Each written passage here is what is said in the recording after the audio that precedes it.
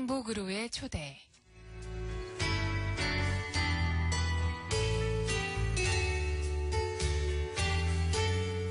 행복으로의 초대, 오늘 이 시간은 공주 광정침례교회 정희량 목사님의 설교를 보내드립니다. 오늘은 누가복음 13장 1절에서 5절 말씀을 본문으로 결과 심판이라는 제목의 말씀 전해주십니다. 말씀의 큰 은혜 받으시기 바랍니다.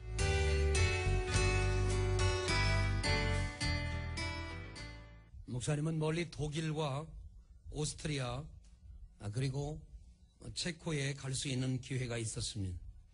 그곳에 있는 개혁교회들과 종교개혁을 통해 얀 후스라고 하는 사람과 모라비안 교도들의 인도자인 진젠돌프 백작과 또 마르틴 루터를 공부할 수 있는 기회가 있었고, 독일에서 부흥회를 인도할 수 있는 축복의 기회가 목사님에게 있었습니다. 사랑하는 성도 여러분, 오늘 이와 같은 아름다운 은혜는 우리 성도님들이 부족한 종과 교회를 위해 기도해 주었기 때문에 있었다고 생각합니다. 진심으로 감사합니다.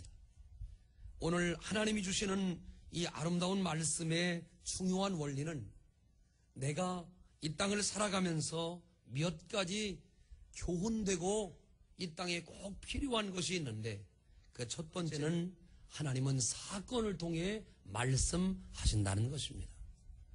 또 하나님은 제일 처음에 우리에게 먼저 물어보는데 귀에다 말씀해 주십니다.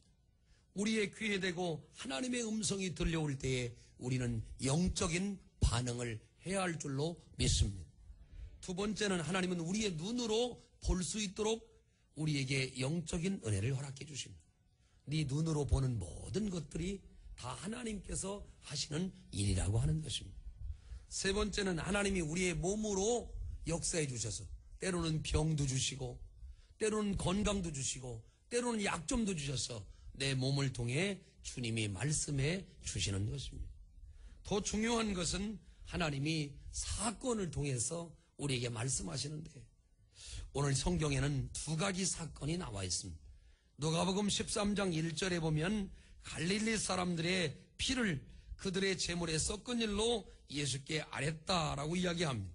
이 말씀은 빌라도가 성전에 제물을 바치려고 온 갈릴리 사람들을 잡아다가 잔인하게 그들을 죽이고 그들의 피를 자신의 제물에다 섞어서 제사한 사건을 이야기하고 있습니다. 그러면서 성경은 뭐라고 이야기하느냐? 갈릴리 사람들이 이같이 해받음으로 다른 모든 갈릴리 사람보다 더 죄가 있는 줄 아느냐? 죄의 보편성을 이야기하면서 회개하지 아니하면 다 이와 같이 망할 것이라고 말씀합니다.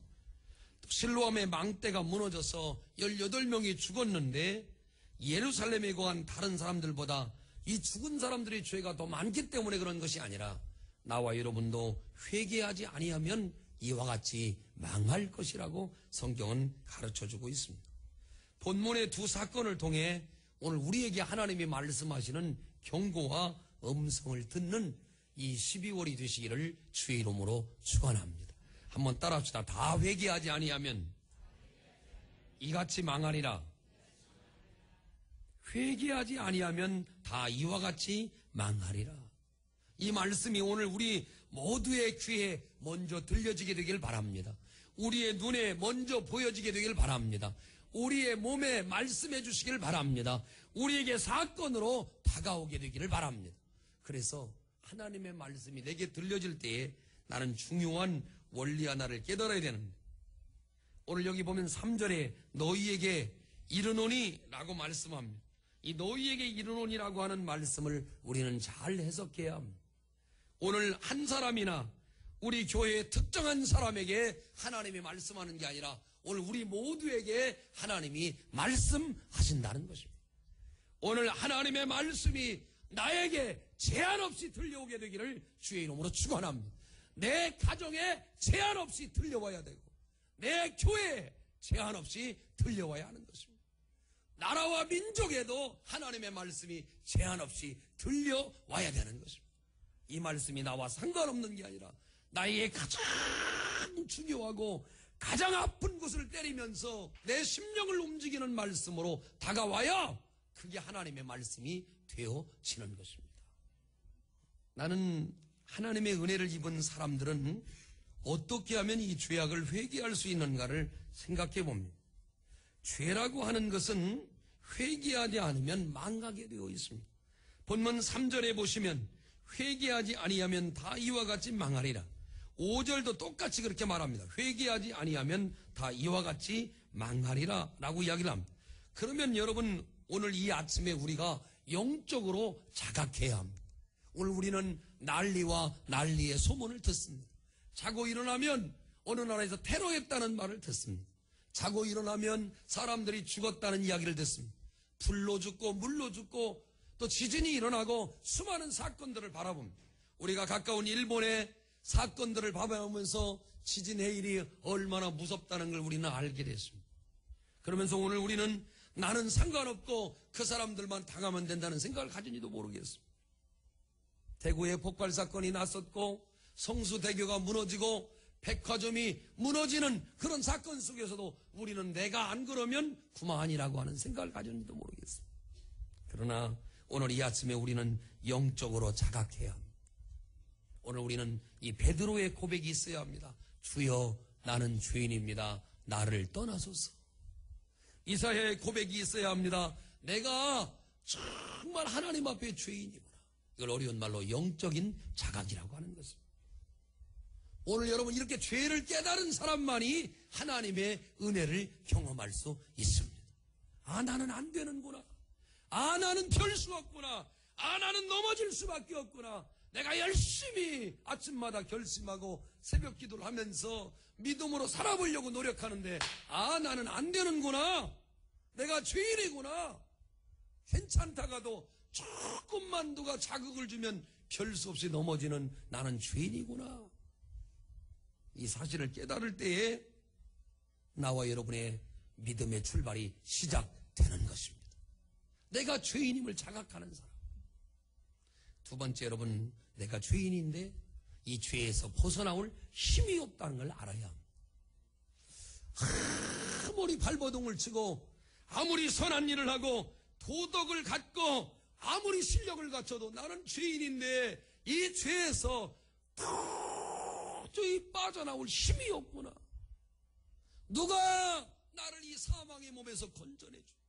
누가 나를 이 어려움의 올무에서 건져내어줄 것인가? 오라, 나는 곤고한 사람이로다. 오라, 나는 곤고한 사람. 사도 바울의 고백이 오늘 나는 죄에서 헤어나올 길이 없는 전혀 내 힘으로는 죄를 이길 수 없는 사람임을 고백할 때에 오늘 우리는 주님의 십자가를 발견하게 되는 것입니다. 할렐루야. 오늘 우리는 그렇게 자각해야 돼. 그래서 오늘 우리는 입술로 고백하는 것이, 예수님, 내가 죄인임을 알게 되었습니다. 나는 이 죄에서 헤어나올 길이 없게 된 걸 알 수 있습니다. 오늘 우리 주변에 있는 수많은 사건들, 사람들이 죽어나가고 갑자기 망대가 무너져서 죽어나는 사건 속에 나도 똑같이 죽을 수 있는 사람입니다. 잠깐 연장받은 사람이지. 나도 열심히 부족한 사람임을 깨닫고 우리 주님 앞에 도움을 청해야 합니다. 예수님, 나를 도와주세요. 이 사망의 몸에서 나를 건져내 주세요. 예수님, 이 죄악의 몸에서 나를 건져내 주세요. 예수님, 내가 헤어날 수 없는 이 죄악에서 나를 건져내 주세요.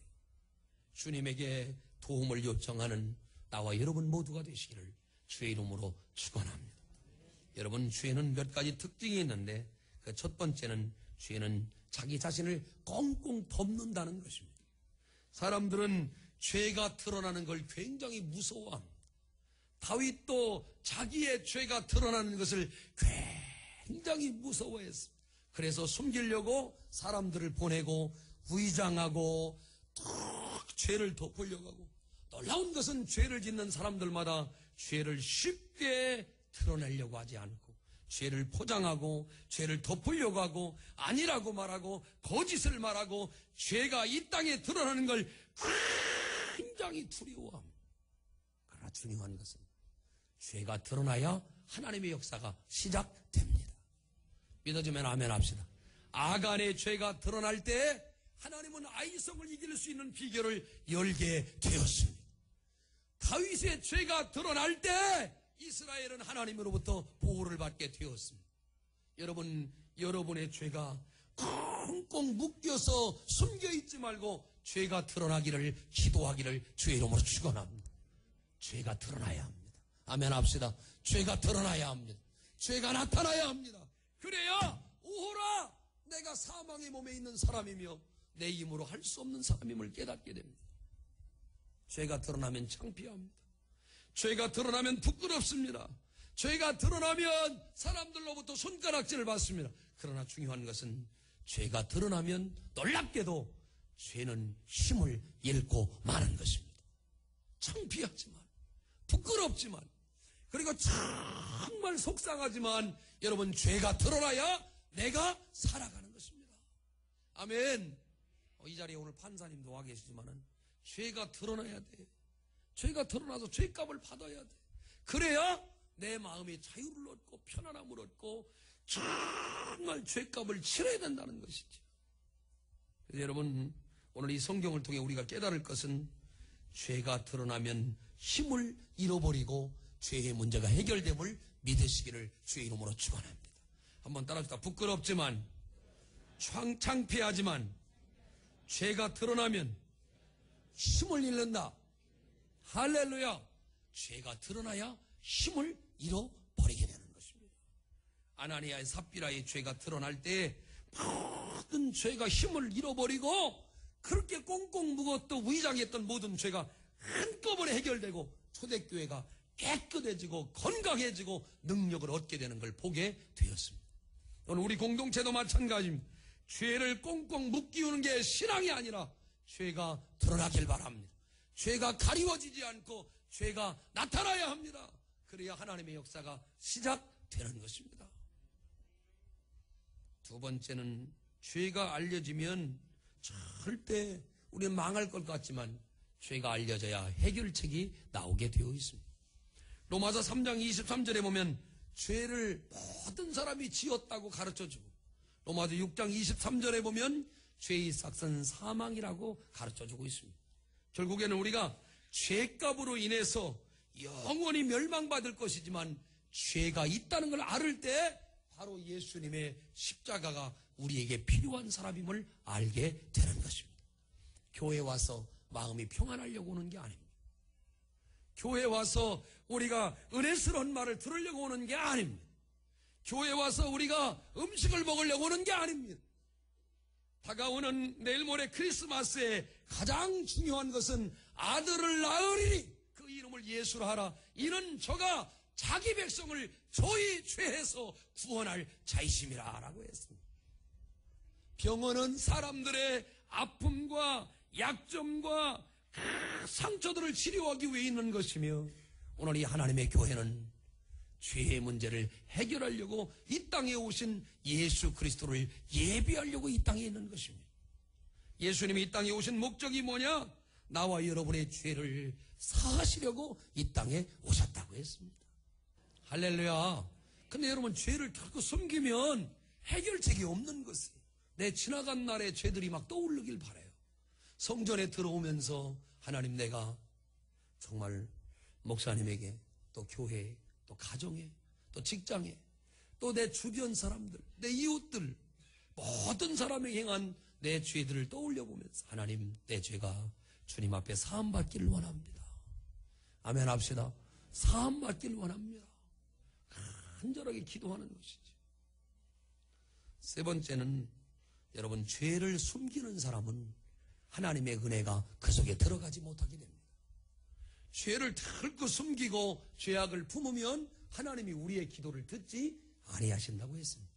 그러므로 여러분 오늘 성경 본문에 있는 이 말씀을 기억하면서 죄가 점점 잉태하면 사망밖에 없으며 죄를 품고 있는 사람은 기도의 응답이 더딜 뿐만 아니라 자기 하는 일이 형통하지도 못하고 하나님의 영광도 찾아올 수 없으므로 창피하고 부끄럽지만 죄를 드러다 내어 놓읍시다. 요한일서 1장 8절에 보면 너희가 만일 너희 죄를 자백하면 저는 미쁘시고 의로우사 우리 죄를 사할 것이라고 말씀하고 있습니다. 죄를 숨기고 부끄럽게 여기고 꽁꽁 감추는 자는 하나님의 영광에 이를 수가 없게 되는 것입니다. 오늘 이 아침에 여러분의 죄의 문제가 해결받기를 주의 이름으로 축원합니다.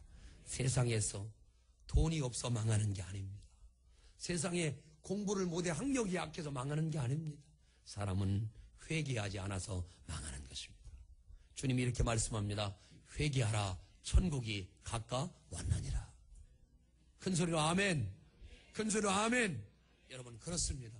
회개하면 우리가 망하지도 않게 되고 하나님의 은혜를 덧내는 자가 될 줄로 믿습니다.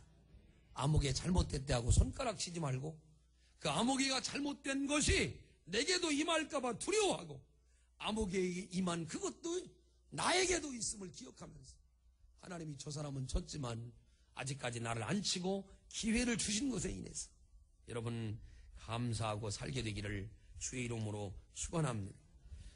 그런데 대부분의 사람들은요, 연속해서 죄를 짓고 또 계속해서 살인하는 사람들의 마음 가운데는요, 양심의 화인이 맞았고요, 이 망각적인 신앙이 있었어요. 처음에는 그 죄 때문에 괴로워하지만은 한 번 지고 두 번 지고 세 번 지고 주의를 한 번 빠지고 두 번 빠지고 계속 11조를 범하고 내 마음대로 살고 이렇게 하다 보면 반복적인 죄가 계속돼서 그게 죄인지를 모르게 된다는 게 문제가 있어요. 오늘 이 귀한 시간에 여러분 우리는 심각하게 생각해야 합니다. 어떻게 생각해야 되냐면 여러분 양심의 화인 맞은 우리의 모든 죄들을 내려놓고 주님 어린아이와 같이 주님만 바라보게 해 주시옵소서. 또 망각적인 이런 계속 잊어버리는 신앙들을 회개하면서 오늘 여기 회개하지 아니하면 다 이와 같이 망하리라. 이 말씀에 저도 포함되고 여러분도 포함되고 우리 모든 믿음의 식구들이 우리 광정교회 모든 식구들이 이 말씀에 다 포함됨을 알아서 이 한 해가 지나가기 전에 먼저 회개의 영이 여러분 가운데 임하게 되기를 주의 이름으로 축원합니다. 삭개오가 주님 만난 다음에 먼저 한 자 아세요? 그는 먼저 자기 자신을 하나님 앞에 내려놓지. 주님, 내가 누구에게 잘못한 것이 있으면 4배나 갚겠나이다. 토색한 것, 불의한 것, 더러운 것을 먼저 하나님 앞에 회개합니다. 여러분, 눈물 나게 가슴을 치며 자기 죄를 자복하지 않은 사람은 아직도 구원에 이르지 못한 사람이에요. 나는 오늘 여러분 모두가 하나님의 구원에 이르게 되기를 주의 이름으로 축원합니다. 먼저 자복하고 회개하면서 하나님의 은혜를 사모하는 여러분 되시기를 주의 이름으로 축원합니다. 그럼 무엇을 회개해야 합니까? 주님 만나면 생각지도 않고 대번에 알게 되고 샘솟듯 솟아나는 은혜가 있는데 그게 뭐냐? 먼저 주님을 사랑치 않음을 우리는 회개해야 합니다.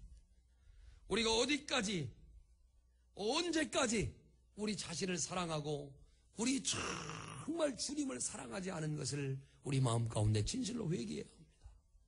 이 12월을 맞이해서 우리 자신이 돌아보면서 정말 내가 주님을 사랑한 사람인가? 내가 주님의 이름만 외치고 주님께 나를 도와달라고만 했지 정말 주님을 사랑한 사람인가? 내 부모를 내가 정말 이용만 하는 사람인가? 아니면 내 부모를 정말로 사랑하는 사람인가? 오늘 우리 주님이 이렇게 말합니다. 제일 먼저 너희 하나님을 사랑하라고 말씀하십니다. 할렐루야. 그러므로 여러분 우리 마음 가운데 정말 요셉의 10형들이 요셉을 팔아먹을 때 저들은 아버지의 마음이 어떨지를 전혀 생각하지 않았습니다. 오늘 우리는 아버지의 마음을 살펴야 합니다. 하나님의 마음을 살펴야 합니다. 하나님이 오늘 내가 정말 사랑하고 있는지, 때가 되어 배고프면 울고만 있는 것인지, 아니면 내가 필요할 때만 하나님께 구하고 있는지를 주님이 정확하게 알고 계신다는 거예요. 여러분 마음속으로 시편 18편 1절에 이렇게 나와 있죠. 나의 힘이 되신 여호와여 내가 주를 사랑하나이다. 할렐루야. 할렐루야. 주님 사랑하는 게 얼마나 중요한 일이고. 이번에 제가 그 독일에 이렇게 돌아다니면서 종교개혁지를 돌아보면서요, 이렇게 가다 보니까 큰 사과나무들이요, 그 길 옆에 쫙 심어져 있습니다. 재미난 것은 사과가 얼마나 많은지 뭐 딸만큼도 안 나봐요. 떨어진 게 상당히 많아요. 그래가지고 제가 또 그냥 갈 수가 없잖아. 참새가 방앗간을. 그래서 내려가가지고 사과를 주스러 갔어요. 주스러 갔는데 사람이 4명이 주스러 갔는데 거기 믿음의 크기가 다 나옵니다. 되게 여자분들은 요만한 놈 갖고 요만한 작은 거, 그리고 자기 하나 꼭 먹을 자두만한 걸 갖고 오더라고. 근데 저는요, 참 사람이 희한합니다. 꼭 야구공만한 거, 이따만한 거를 6개를 양손에다 들고 왔어. 그러니까 한 손에 3개씩을 여기 들고 온 거야. 근데 욕심 많다는 걸 거기서 알았어요. 근데 사람이요, 참 그 6개를 주워오니까 이게 조그만 건 먹을 게 없으니까 내버리게 돼. 그런데 막 큰 놈 주워와서 내 손이 닿는 한 만들어가 6개가 여기 올라오더라고. 그럼 주느라고 내가 미국이 대행진을 했어요. 그 놈을 딱 들고 와가지고 차에 있는 사람들한테 나눠주니까 정말 잘 먹어요. 그래서 제가 깨닫게 됐어요. 야, 이거 사과 하나 줬는데도 큰 믿음이 필요하구나. 오늘 믿음으로 회개할 때도 크게 회개해서 우리의 남아있는 속대까지 다 빼어내기를 주의 이름으로 축원합니다. 손에 사과가 하나 차고 2개 차고 3개 차고, 제 손을 보세요. 얼마나 커요. 근데 이 손에 사과가 3개가 올라와. 이쪽 손에도 3개가 올라오고, 이걸 내가 잘 쥐고 갔어요. 그러면서 제가 오늘 이 귀한 시간에 생각해 보는 거예요.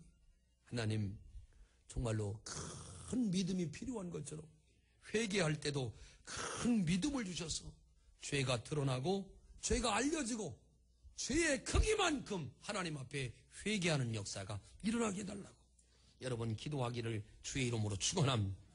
2가지를 더 말씀하려고 합니다. 그 첫 번째는 작은 것부터 여러분이 회개해야 합니다. 작은 것들도 우리가 놓칠 때가 굉장히 많습니다. 지난 1년간 돌이켜보면서 큰 실수만 실수가 아니라 작은 것을 회개하지 않은 죄가 우리 안에 너무너무 많이 있습니다. 하나님을 나의 주인이라고 말하면서도 주인 삼지 않은 이런 것들, 가장 기본적이고 작은 것들부터 여러분 회개하게 되기를 주의 이름으로 축원합니다. 그리고 어떤 게 회개하지 않은 것이냐면, 아무리 회개를 말했는데 전혀 변화되지가 않은 거예요. 1년을 돌아봐도 똑같고 2년을 돌아봐도 똑같고 교회 다닌 지가 30년이 됐는데도 여전히 똑같은 거예요. 이게 뭐예요? 내가 변화되지 않았다는 것이지. 참된 회개는 체인지, 변화되는 것이, 달라지는 것이, 영혼이 바뀌는 것이. 생활 속에서 남편으로부터 이런 얘기를 들어야 합니다. 여보, 당신은 정말 많이 변했어. 근데 우리 그런 소리를 못 들어요. 목사님 정말 많은 걸 변하셨습니다. 장로님 너무 많이 변했습니다. 집사님 너무너무 많은 것들이 변했어요. 정말 내 속에 변화되지 않는 이 회개하는, 아무리 회개한다고 회개하고 기도하는데도 내가 변화되지 않았다면 얼굴의 모습이 다르고 변화된 사람의 모습은 전혀 다르죠. 여러분, 오늘 우리가 회개하지 않은 것을 압니다. 변화되십시다. 달라지십시다. 그리고 남은 생에 하나님 아무리 열심 낸다고 이게 훌륭한 게 아니에요. 내가 변화되지 않으면 그는 진짜로 회개한 사람이 아닙니다. 옆 사람 손을 잡아봐요. 변화되지 않는 나는 회개하지 않은 것이다. 시작. 그래요, 여러분. 변화되지 않는 사람은 나는 회개하지 않은 것이에요. 그러면서 나는 오늘 이 아침에 이런 말씀을 드리려고 합니다. 도마라고 하는 사람을 우리는 잘 알고 있습니다.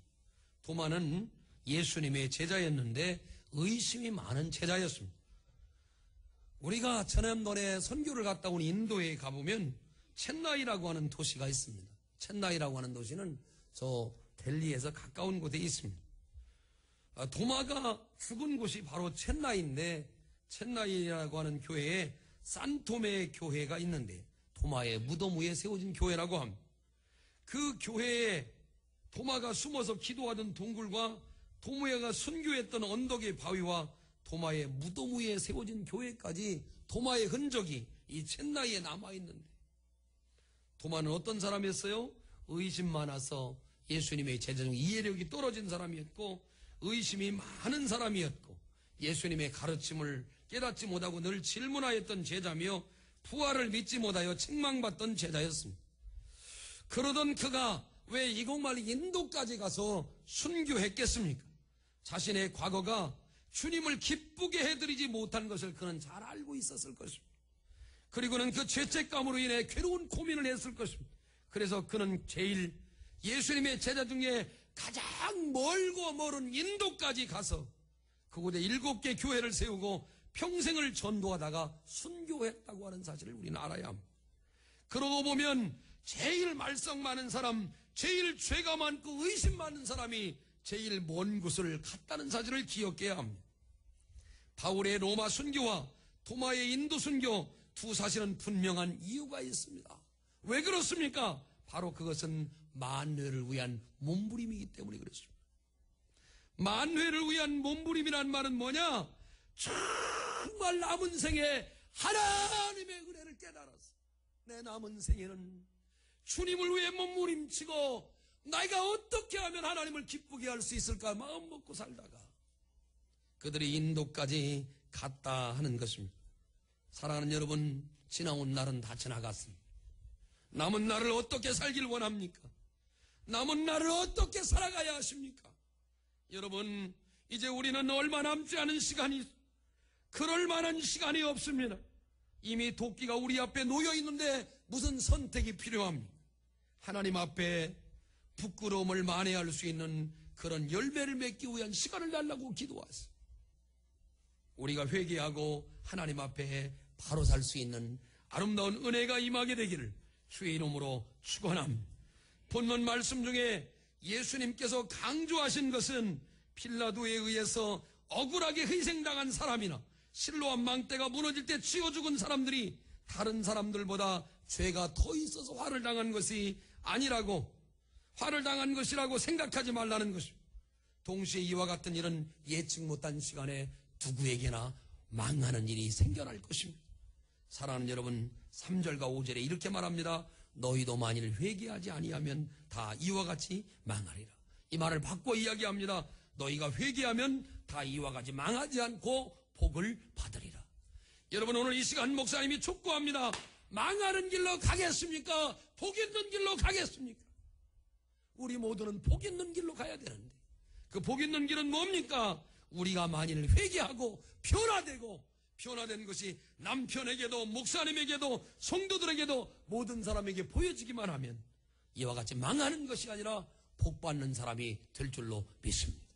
성도 여러분, 오늘 이 시간 묻습니다. 여러분, 만일 회개의 사람이 되겠습니까? 회개치 않아서 망하는 길로 또 걸어가겠습니까? 여러분, 하나님께서 회개하는 사람에게 긍휼을 베풀어 주심을 믿으시길 바랍니다. 하나님은 오늘 우리에게 겸손한 삶을 요구해 주십니다. 어떤 사고나 재난으로 불행하게 되는 사람을 보면 불쌍히 여기고 동정하기보다 그런 일을 당하지 않고 자신을 과시하고 자랑스럽게 이야기하기를 좋아한 사람들이 그 시대의 유대인들이요 바리새인들이었습니다. 이웃이 병들고 가난하게 되면 그들은 당연히 벌을 받아 그렇게 됐다고 생각합니다. 하나님께서 언제나 교만한 자를 대적하세요. 겸손한 자에게 은혜를 주신다는 걸 믿으시기를 주의 이름으로 축원합니다. 세상에 재난이 오고 이웃이 불행한 사태를 만나게 될 때 자신도 하나님의 공의 앞에서 형벌받아 마땅한 자라고 생각하세요. 일본만 재난이 오는 게 아니라 우리나라에도 재난이 올 수 있다는 걸 믿으시게 돼요. 이웃 교회만 어려움이 오는 게 아니라 우리 교회도 어려움이 올 수 있다고 믿고 우리가 깨어있어 기도하고 겸손한 사람이 되어지는 것입니다. 이걸 어려운 한자어로 타산지석이라고 합니다. 남의 불행을 바라보고 내 교훈을 삼고 남의 어려움을 보고 내 교훈을 삼아서 여러분 인생을 아름답게 인도해 가는 것입니다. 마지막으로 하나님의 경륜을 인식하며 살아야 합니다. 자, 먼저 16장 4절에 보면 하나님이 여러 가지 사건들을 통해 주님의 원대한 경륜을 이루기 위해 우리를 도구로 사용해 주시는 것입니다. 성도가 세상에서 불행한 사건을 신앙적인 눈으로 관찰하게 되면 거기서 하나님이 기뻐하시고 선하시고 온전한 뜻을 무엇인지를 발견하게 될 수 있습니다. 나는 오늘 이 시간에 솔로몬 왕을 생각합니다. 솔로몬 왕은 젊을 때에 그 지혜를 당할 사람이 없었습니다. 마지막 때 그는 우상을 숭배하고 많은 여자들을 거느릴 뿐 아니라 외국에 있는 여자들이 데려와서 우상 숭배의 만행을 저질렀습니다. 총명하고 똑똑하고 영적으로 살았던 그가 마지막에 절대로 회개하지 않았습니다. 그의 죄는 자식들에게 전가됐습니다. 그의 죄는 자식들에게 전가됐습니다. 그의 죄는 자식들에게 전가됐습니다. 여러분, 이와 같이 잠깐 잘 됐다가 망하는 인생이 되렵니까? 아니면 내가 지은 죄를 오늘부터라도 회개하고 주님 앞에 바로 서는 믿음의 사람이 되겠습니까? 선택은 여러분의 몫입니다. 시편 30편 5절에 이렇게 말합니다. 저녁에는 울음이 기숙할지라도 아침에는 기쁨이 오리로다. 이게 바로 신앙생활의 아름다운 핵심입니다. 저녁에는 울음이 오는 그런 상황이었지만 내가 회개하고 하나님 앞에 바로 서면 아침에는 기쁨이 오는 게 하나님의 방법입니다. 학교에서 2장에 보면 어제까지는 고통스러웠으나 오늘 회개하면 하나님 앞에 바로 서면 오늘부터는 하나님이 복을 주리라고 말씀해 주시는 것입니다. 이게 바로 복음의 능력입니다. 죽었던 나를 살리시는 하나님의 능력, 죽을 수밖에 없는 나를 변화시키는 하나님의 능력, 그게 바로 복음의 능력이 되는 것입니다. 사랑하는 성도 여러분, 만물의 마지막이 가까웠으니 정신을 차리고 근신하고 기도하여 서로 사랑하라고 베드로전서 4장 7절에 말씀합니다. 사랑하는 여러분, 너희도 회개하지 않으면 이와 같이 망하리. 저는 오늘 이 말씀을 보면서 죄가 우리의 삶을 망하게 한다는 걸 알고 있습니다. 그러므로 빨리 회개하여 죄사함 받게 되기를 주의 이름으로 축원합니다. 그것이 우리가 사는 길입니다. 죄를 깨달았으면 조금 더 지체하지 말고 회개하여 나도 알고 사단도 알고 하나님도 알고 이웃과 아내와 모든 사람이 알 수 있도록 삶 속에서 변화된 내가 되어야 할 줄로 믿습니다. 교회 안에서는 굉장히 거룩한데 교회 밖에서는 형편없는 사람이 되면 안 돼요. 교회 안과 교회 밖, 가정과 생활 모든 삶에서 하나님의 사람의 향기를 나타내시고 우리의 모습이 얼마나 부끄러운 자인지를 깨달았어요.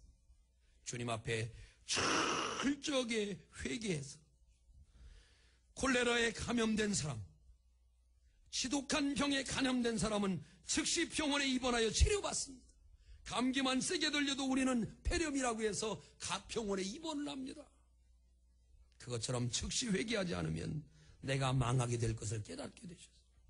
영광의 주님이 나를 맞으러 오시는 시간이 점점 가까워지고 있다는 걸 깨닫고 여러분 그날을 준비하시기를 주의 이름으로 축원합니다.